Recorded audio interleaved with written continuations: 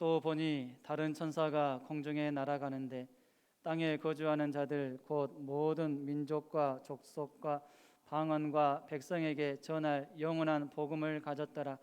그가 큰 음성으로 이르되 하나님을 두려워하며 그에게 영광을 돌리라. 이는 그의 심판의 시간이 이르렀음이니 하늘과 땅과 바다와 물들의 근원을 만드신 이를 경배하라 하더라. 또 다른 천사 곧 둘째가 그 뒤를 따라 말하되 무너졌도다 무너졌도다 큰 성 바벨론이여 모든 나라에게 그의 음행으로 말미암아 진노의 포도주를 먹이던 자로다 하더라. 또 다른 천사 곧 셋째가 그 뒤를 따라 큰 음성으로 이르되 만일 누구든지 짐승과 그의 우상에게 경배하고 이마에나 손에 표를 받으며 그도 하나님의 진노의 포도주를 마시리니 그 진노의 잔에 섞인 것이 없이 부은 포도주라. 거룩한 천사들 앞과 어린 양 앞에서 불과 유황으로 고난을 받으리니 그 고난의 연기가 세세토록 올라가리로다. 짐승과 그의 우상에게 경배하고 그의 이름표를 받는 자는 누구든지 밤낮 쉼을 얻지 못하리라 하더라. 성도들의 인내가 여기 있나니 그들은 하나님의 계명과 예수에 대한 믿음을 지키는 자니라.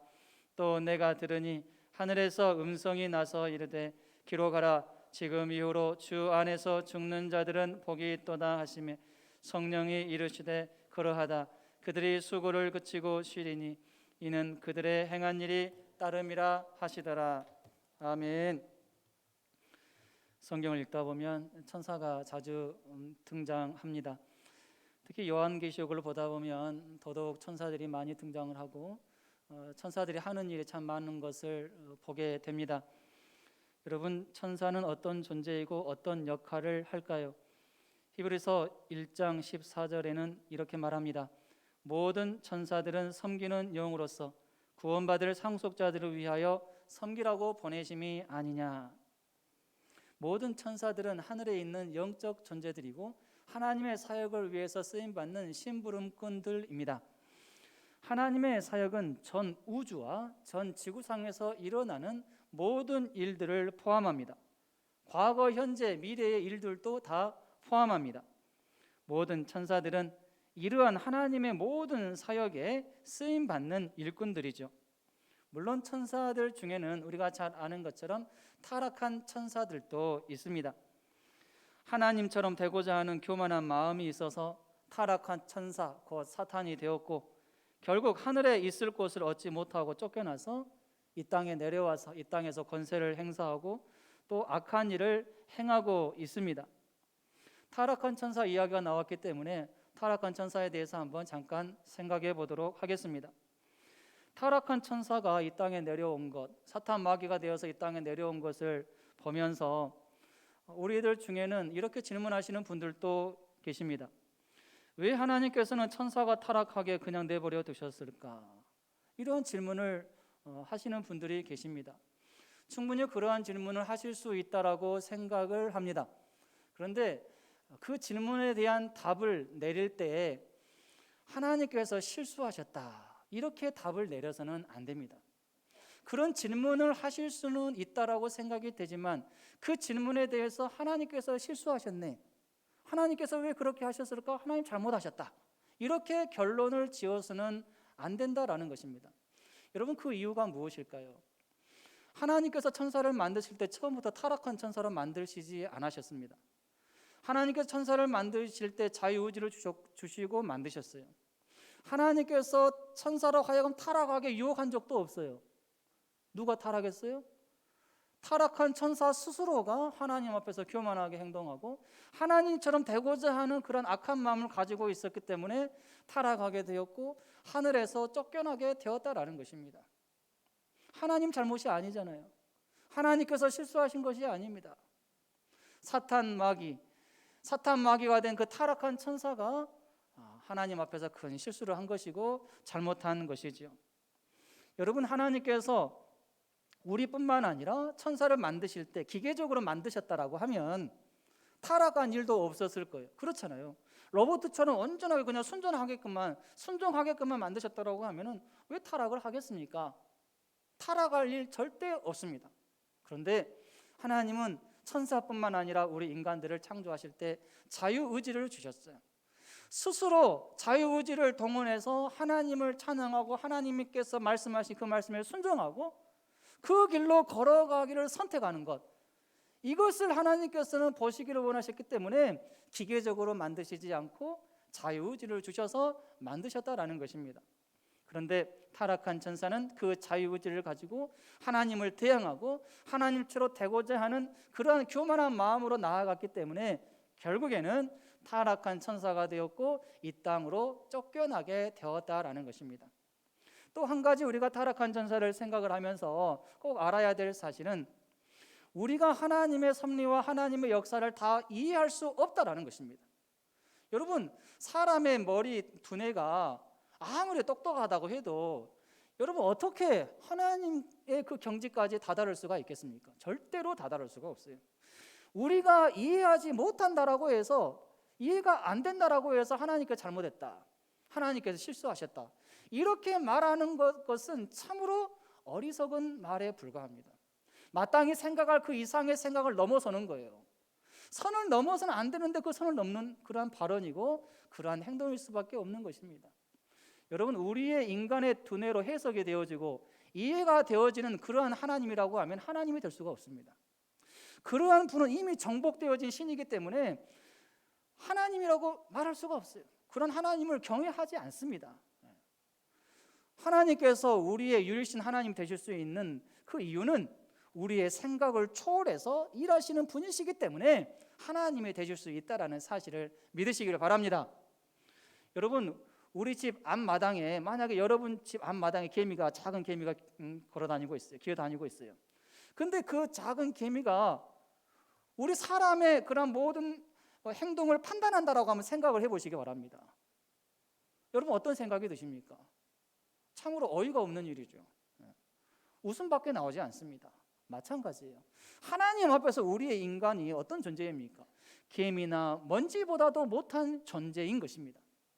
그런데 우리가 존재 가치가 생기는 이유는 하나님께서 우리에게 관심을 가져주시기 때문에 존재 가치가 생기는 것이지, 인정받을 만한 그런 가치가 있어서 우리가 존재 가치가 있는 게 아니에요. 하나님께서 우리를 불쌍히 여겨주시고 사랑해 주시고 관심 가져주시기 때문이다라는 것이죠. 여러분, 이 사실을 생각을 하시면서 하나님을 함부로 판단하려고 하는 그런 생각은 다 내려놓으시기 바랍니다. 하나님께서 하시는 일에는 하나님의 뜻이 있고 하나님의 역사가 있다라는 것, 하나님 생각하신 것이 있다라는 것 생각하시면서 오직 우리가 이 땅에서 해야 되는 일에만 집중하고 마땅히 생각할 그 이상의 생각은 품지 않기를 바랍니다. 하늘에는 타락한 천사만 있는 게 아니고 하나님 앞에서 충성스럽게 일하는 참으로 아름다운 천사들이 참 많습니다. 마태복음 26장 53절에 보면은 예수님께서 베드로에게 이렇게 말씀하셨어요. 너는 내가 내 아버지께 구하여 지금 12군단 더 되는 천사를 보내시게 할 수 없는 줄로 아느냐. 로마 군대에서 한 군단은 6천 명의 병사를 포함합니다. 그러니까 한 군단이 약 6천 명의 병사니까 12군단이면 7만 2천 명의 병사라고 말할 수가 있습니다. 그런데 12군단 더 되는 천사라고 그랬어요. 그러니까 최소한 7만 2천 명의 천사라고 말할 수 있겠죠. 그러나 꼭 7만 2천 명의 천사가 하늘에 있다라고도 말할 수 없습니다. 천국에는, 하늘에는 셀 수 없는 많은 천사들이 있기 때문에 그렇습니다. 10이라고 하는 숫자는 완전수입니다. 12군단이라고 하는 것은 꼭 12군단을 의미한 게 아니고 그렇게 많은 군단의 수, 천사의 수가 있음을 우리에게 말해주고 있는 것이죠.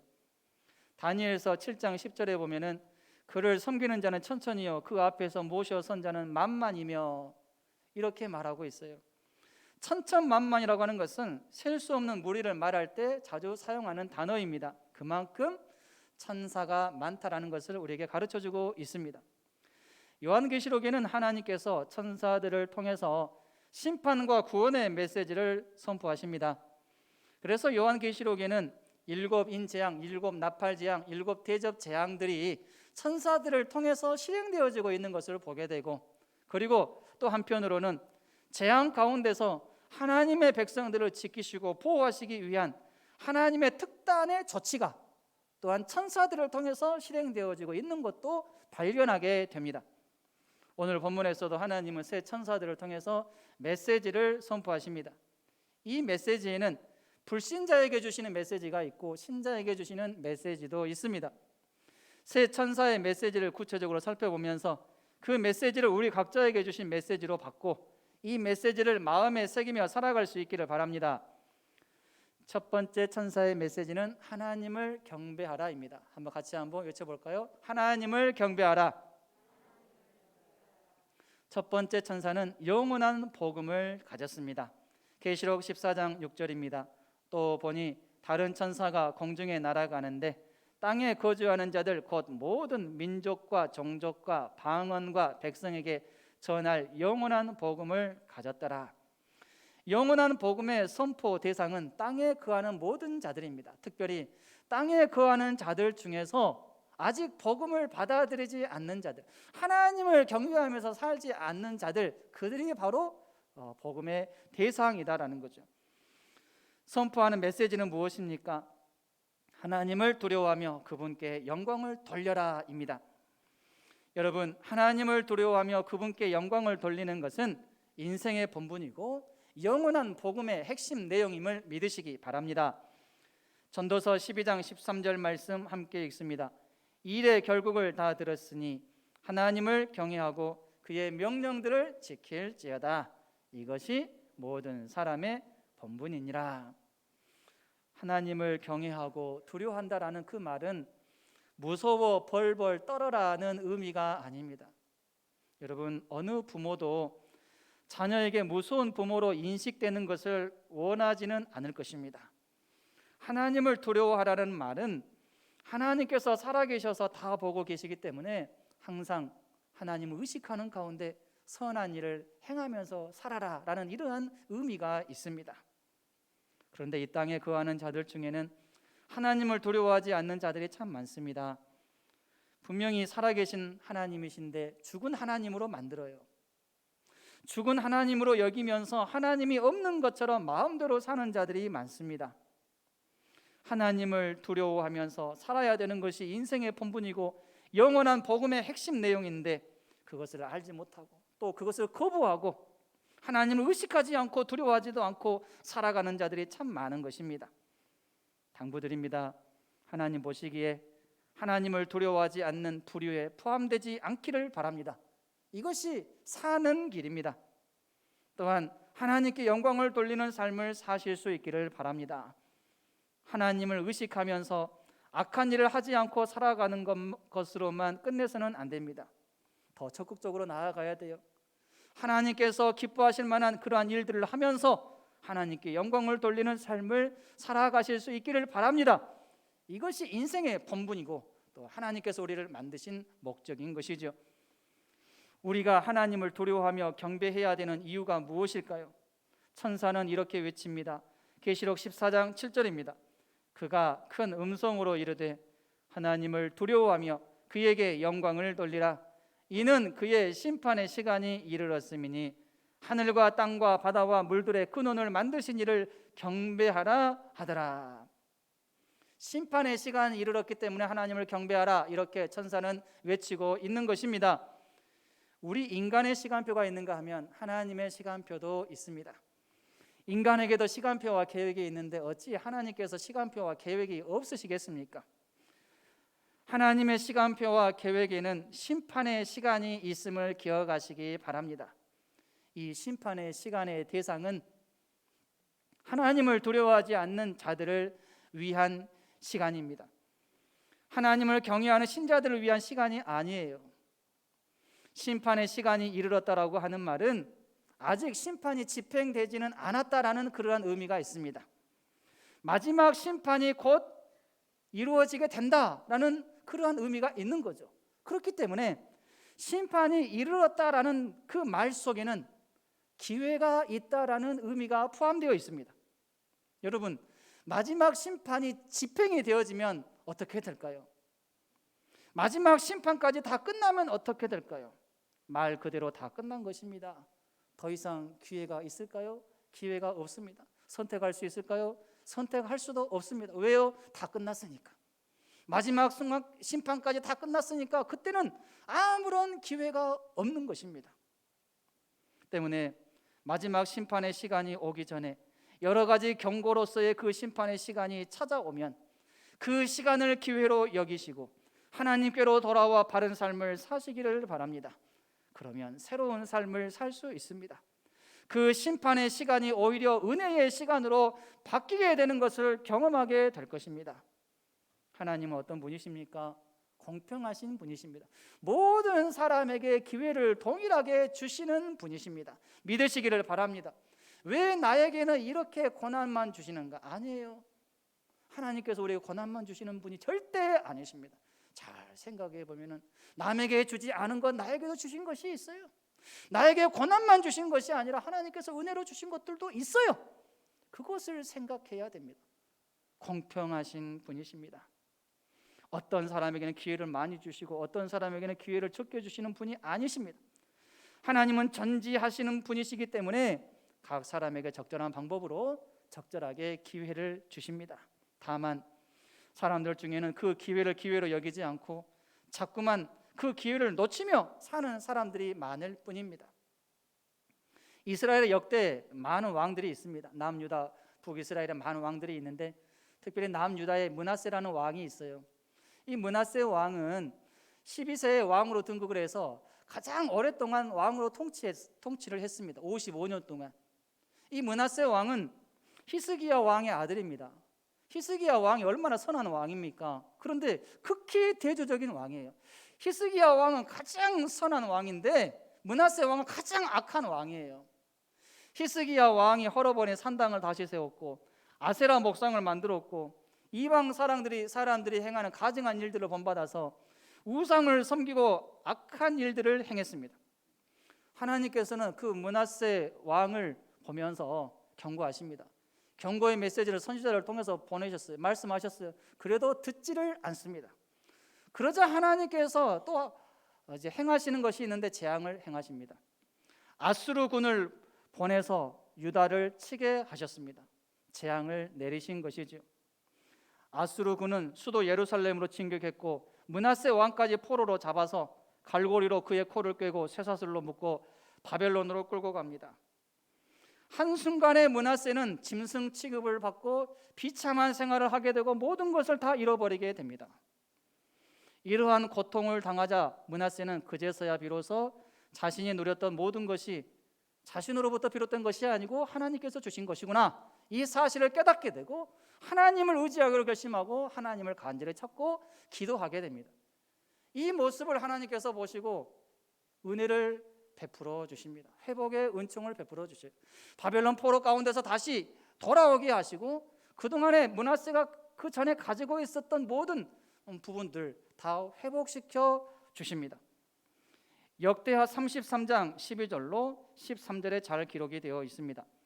저가 환난을 당하여 그 하나님 여호와께 간구하고 그 열조의 하나님 앞에 크게 겸비하여 기도함으로 하나님이 그 기도를 받으시며 그 간구를 들으시사 저로 예루살렘에 돌아와서 다시 왕위에 거하게 하시매 므낫세가 그제야 여호와께서 하나님이신 줄을 알았더라. 겸비함이라고 하는 것은 어떤 자세를 의미할까요? 자기 자신을 낮추고 스스로 비우고 하나님께로 돌아오는 것을 의미합니다.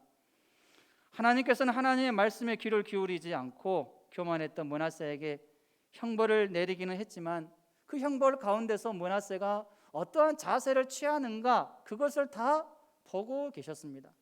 다행스럽게도 이 므낫세는 재앙을 당하기는 했지만 엄청난 고통을 겪기는 했지만 오히려 그 고통을 통해서 하나님을 찾게 되었고 믿음을 가질 수 있었다는 그러한 차원에서 오히려 그 형벌, 그 재앙이 이 므낫세에게는 유익했다라고 볼 수가 있는 것입니다. 열왕기하 22장 19절 말씀입니다. 내가 이곳과 그 거민에게 대하여 빈 터가 되고 저주가 되리라 한 말을 내가 듣고 마음이 연하여 여호와 앞 곧 내 앞에서 겸비하여 옷을 찢고 통곡하였으므로 나도 내 말을 들었노라 여호와가 말하였느니라. 하나님께서는 우리를 감찰하시는 분이심을 잊지 마시기 바랍니다. 혹시라도 경고로서의 심판의 시간이 나에게 임할 때 겸비함으로 하나님을 찾고 하나님을 의지하시기를 바랍니다. 그렇게만 한다면 므낫세처럼 심판의 시간이 아무리 닥쳐와도 오히려 그 심판의 시간은 나에게 은혜의 시간으로 다가오게 될 것입니다. 우리가 하나님을 두려워하고 경배해야 되는 두 번째 이유는 무엇일까요? 하나님께서 우리의 창조주이시기 때문입니다. 따라합시다. 하나님은 나의 창조주이십니다. 하나님께서 창조주이심을 믿는다라고 하는 것은 내가 피조물이라는 것을 인정하고 믿는 것과 같습니다. 여러분, 신앙심은 언제 생기는 걸까요? 신앙심은 하나님께서 나의 창조자이시다, 또 나는 피조물이다, 또 나는 연약하고 부족하고 무능력하고 무식하다, 이것을 제대로 깨달을 때 신앙심이 생길 수가 있는 것입니다. 여러분, 창조주 하나님은 피조물된 사람에게 기대하시는 것이 있고 목적이 있습니다. 사람도 어떤 것을 만들 때, 또 어떤 사업을 행할 때 목적과 기대하는 것이 있습니다. 하물며 하나님께서 사람을 만드실 때 아무런 기대 없이, 아무런 목적 없이 만드셨겠습니까? 목적이 있고 기대가 있죠. 성도들 가운데 간혹 하나님과 거래와 흥정을 하시는 분들이 계신 것을 보게 됩니다. 하나님, 만약에 하나님께서 이것을 해주시면 제가 이것을 하겠습니다. 좀 곰곰이 생각해 보면 그렇게 충분히 기도할 수 있다라고 생각할 수 있습니다. 하지만 이 말을 바꿔 말하면 어떤 말입니까? 하나님께서 만약에 이것을 안 해주시면 저는 아무것도 안 하겠습니다. 그런 말이 되는 거죠. 이러한 자세는 하나님 앞에서 결코 좋은 자세가 아닙니다. 하나님께서 불쌍히 여겨주시기 때문에 그 기도도 받아주시고 들어주시는 것이지, 이러한 자세, 이러한 기도가 절대로 옳은 자세, 옳은 기도는 아니다라는 것이죠. 우리는 하나님과 거래하고 흥정할 만큼 그렇게 신분이나 자격이 대단하지 못합니다. 오직 우리는 하나님의 뜻에 순종하고 따르는 것이 마땅하다라는 것이죠. 왜요? 우리는 피조물이기 때문입니다. 하나님은 창조자이시기 때문이죠. 그게 두 번째 천사의 메시지는 무엇입니까? 바벨론은 멸망한다입니다. 바벨론은 멸망한다. 계시록 14장 8절 다 같이 읽겠습니다. 또 다른 천사 곧 둘째가 그 뒤를 따라 말하되 무너졌도다 무너졌도다 큰 성 바벨론이여 모든 나라에게 그의 음행으로 말미암아 진노의 포도주를 먹이던 자로다 하더라. 우리는 8절의 메시지를 통해서 두 가지 사실에 주목해야 됩니다. 첫 번째는 복음의 천사 바로 뒤에 멸망의 천사가 따라왔다라는 사실입니다. 첫 번째 천사는 영원한 복음을 가졌고 하나님을 경배하라는 메시지를 선포했어요. 그런데 두 번째 천사는 멸망의 천사입니다. 바벨론은 멸망하게 될 것이다, 멸망을 선포했어요. 복음에는 양면성이 있음을 우리에게 가르쳐 줍니다. 복음은 그것을 받아들이고 순종하는 자에게는 너무나도 좋은 소식이고 복된 소식임에 틀림이 없습니다. 그런데 아무리 좋은 소식과 복된 소식이어도 그 소식을 받아들이지 않는 사람에게는 절대로 그것이 좋은 소식이 될 수가 없고 복된 소식이 될 수가 없습니다. 오히려 이 복음을 듣기를 싫어하고 거절하고 불순종하는 그러한 자들에게는 이 복음이 심판이요 저주요 죽음의 메시지가 될 뿐입니다. 복음을 거절하는 사람들은 하나님의 자비와 사랑을 무시하는 것과 같기 때문에 그들에게 기다리는 것은 하나님의 진노와 저주밖에 없는 것입니다. 여러분, 복음을 접하는 기회가 항상 있는 것이 아님을 기억하시기 바랍니다. 기회가 있을 때 내 귀에 복음이 들려질 때 그때 그 말씀을 붙잡아야 돼요. 나중에 잘해야지, 나중에 말씀 순종해야지. 아닙니다. 지금 기회가 있을 때 그 말씀 잘 집중하고 잘 순종할 수 있어야 됩니다. 그렇지 않고 그 기회를 놓치면 이제 사탄에게 종노릇하는 인생이 될 수밖에 없습니다. 우리는 선택을 잘 해야 됩니다. 예수 그리스도를 선택하여서 영생에 이를 것인지, 아니면 예수 그리스도를 버리고 악의 편에 서서 영벌을 받을 것인지, 둘 중에 하나는 반드시 선택해야 됩니다. 중간은 없어요. 중간을 선택하는 사람은 예수 그리스도를 선택하지 않는 사람으로 평가를 하십니다. 우리는 선택을 잘 해야 되고, 그리고 그 선택에 대한 결과는 누가 책임집니까? 자기 자신이 책임을 져야 됩니다. 하나님께서 잘못했네, 하나님께서 실수했네, 왜 하나님께서 아담과 하와로 하여금 불순종하게 했습니까? 하나님께서 책임져야 됩니까? 아니잖아요. 하나님께서 책임질 일 아닙니다. 꼭 기억하세요. 자유의지를 주셨고 그에 대한 책임은 각자 자신이 져야 됩니다. 타락한 천사가 져야 됩니다. 하나님 앞에 큰 벌을 받아야 되는 것이죠. 여호수아 24장 15절로 16절 말씀입니다. 만일 여호와를 섬기는 것이 너희에게 좋지 않게 보이거든 너희 조상들이 강 저쪽에서 섬기던 신들이든지 또는 너희가 거주하는 땅에 있는 아모리 족속의 신들이든지 너희가 섬길 자를 오늘 택하라. 오직 나와 내 집은 여호와를 섬기겠노라 하니 백성이 대답하여 이르되 우리가 결단코 여호와를 버리고 다른 신들을 섬기기를 하지 아니하오리니.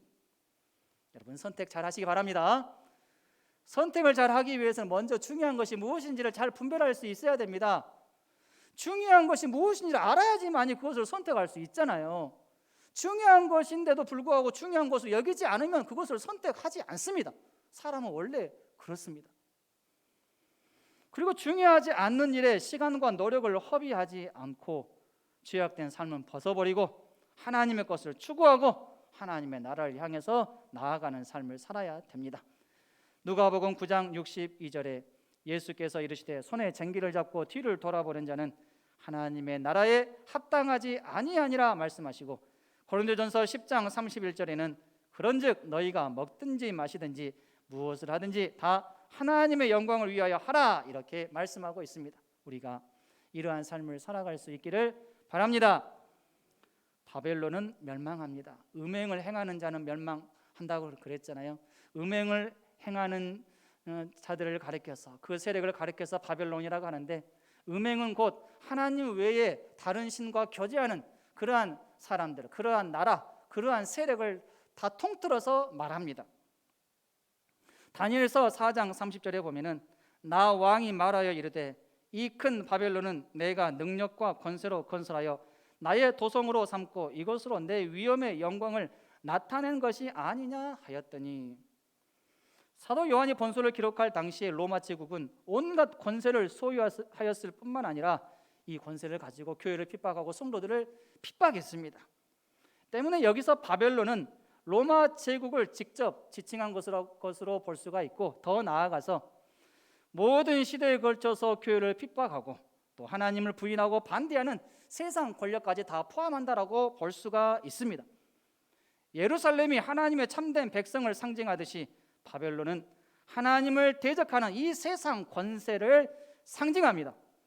바벨론과 같이 하나님을 대적하는 세상 권세는 하나님의 진노를 결코 피할 수 없다라는 사실을 믿으시기를 바랍니다.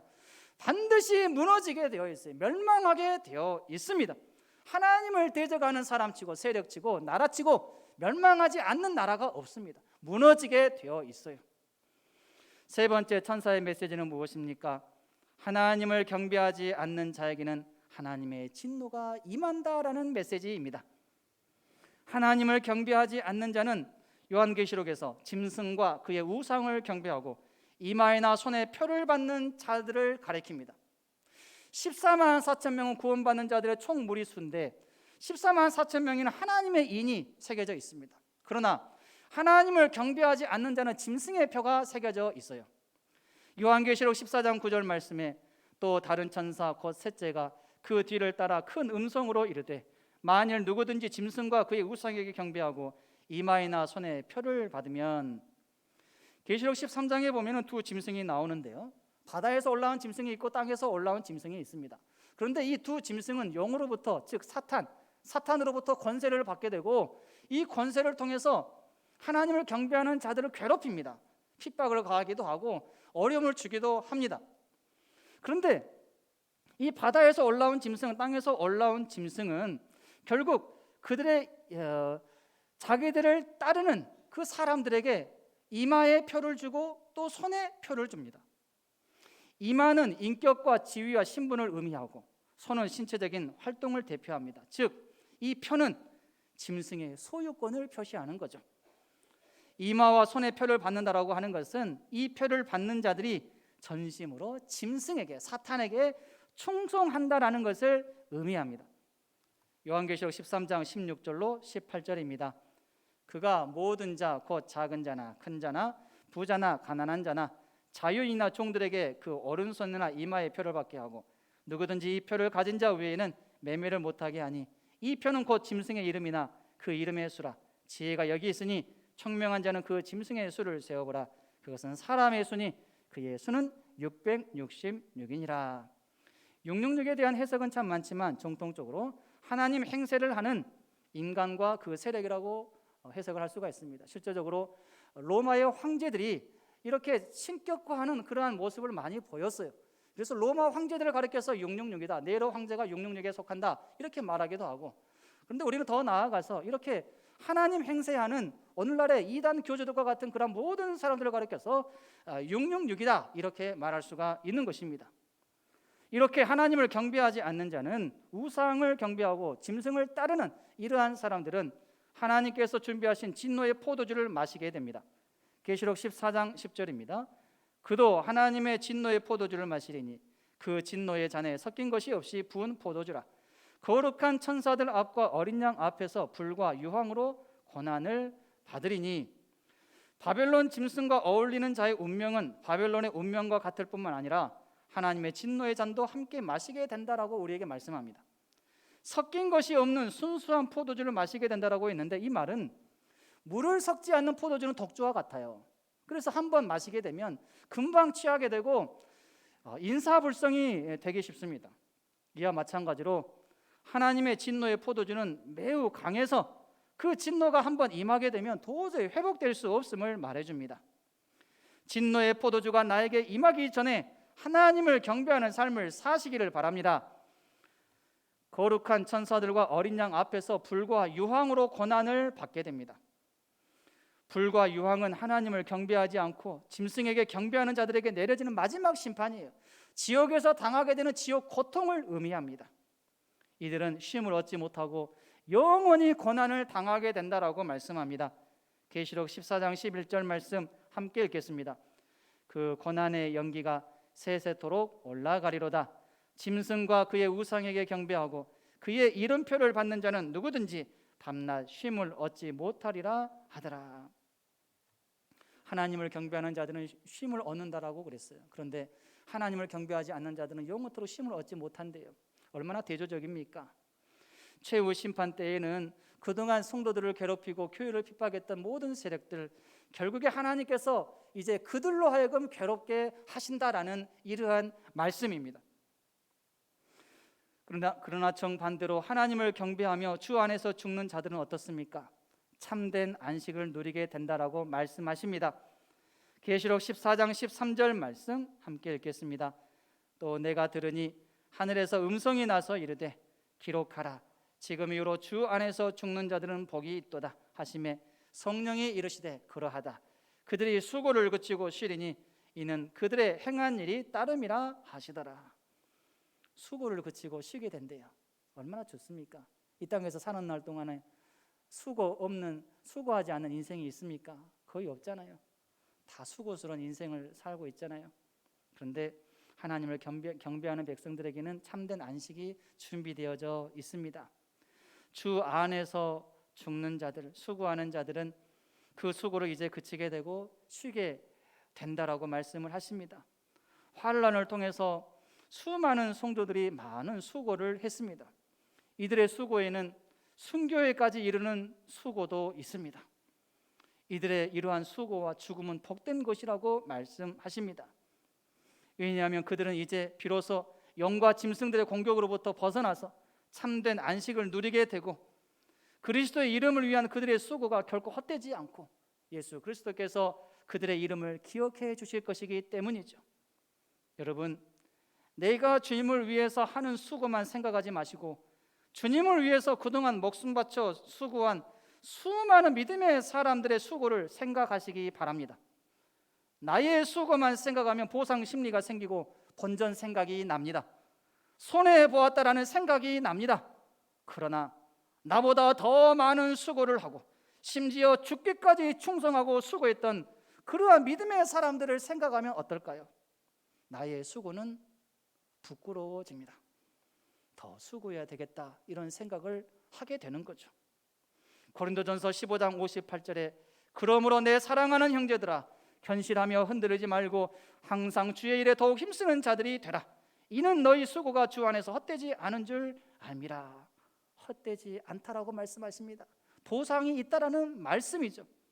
히브리서 6장 10절에 하나님은 불의하지 아니하사 너희 행위와 그의 이름을 위하여 나타낸 사랑으로 이미 성도를 섬긴 것과 이제도 섬기고 있는 것을 잊어버리지 아니하시느니라. 잊어버리지 않는데요. 우리의 수고 하나님께서 다 기억하고 계신데요. 어떤 보상을 받는가가 중요합니다. 하나님 앞에서 불신자로 살게 되면 불신자가 받을 보상을 받게 됩니다. 심판의 보상을 받게 됩니다. 그런데 신자로서 하나님의 일에 수고하면서 살게 되면 하나님께서 준비하신 상급의 보상을 받는 자가 된다라는 사실을 믿으시기 바랍니다. 때문에 우리에게는 인내가 필요합니다. 계시록 14장 12절에 성도들의 인내가 여기 있나니 그들은 하나님의 계명과 예수에 대한 믿음을 지키는 자니라. 하나님을 경배하는 삶, 주 안에서 죽는 삶, 주님의 일에 수고하는 삶에는 꼭 따라와야 되는 것이 있는데 그것은 바로 인내입니다. 인내가 없이는 하나님의 말씀을 지킬 수가 없어요. 인내가 없이는 예수님께 대한 믿음을 지킬 수가 없습니다. 이제 말씀을 정리합니다. 하나님은 우리에게 여러 가지 방법으로 메시지를 전해주십니다. 구약 시대에는 천사들을 통해서, 환상을 통해서, 선지자들을 통해서 직접적으로 메시지를 주셨지만 신약 시대에서는 어떻게 메시지를 주십니까? 성경 66권의 말씀을 통해서 주시고 성령 하나님의 그런 감동을 통해서 우리에게 메시지를 깨닫게 해주십니다. 중요한 것은 우리의 심령이 하나님의 메시지에 관심을 갖고 들으려고 해야 한다라는 것입니다. 오늘 새 천사의 메시지를 마음에 새기면서 이러한 메시지를 받는 대상이 되지 않기 위해 하나님을 경배하는 삶을 잘 살아가는 저와 여러분이 될 수 있기를 주님의 이름으로 축원합니다.